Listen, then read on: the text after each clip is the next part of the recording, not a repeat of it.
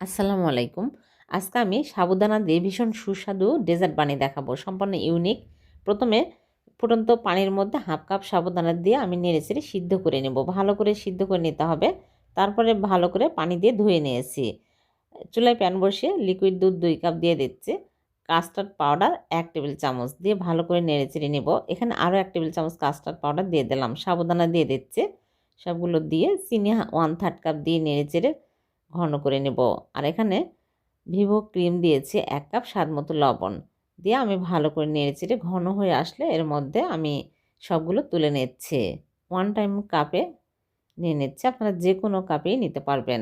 সবগুলো তুলে উপর দিয়ে বাদাম কুচি দিয়ে সাজিয়ে নেব। নিয়ে নরমাল ফ্রিজে রেখে দেবো। ঠান্ডা হওয়ার পর বের করে কেটে আপনাদেরকে দেখাবো। অনেক সুস্বাদু, এভাবে বানিয়ে দেখবেন। রোজার ইফতারিতে খেতে কিন্তু খুবই ভালো লাগবে। স্বাস্থ্যসম্মত খাবার। ভালো লাগলে লাইক, কমেন্ট, শেয়ার করে দেবেন। আবার দেখা হবে। আল্লাহ হাফেজ।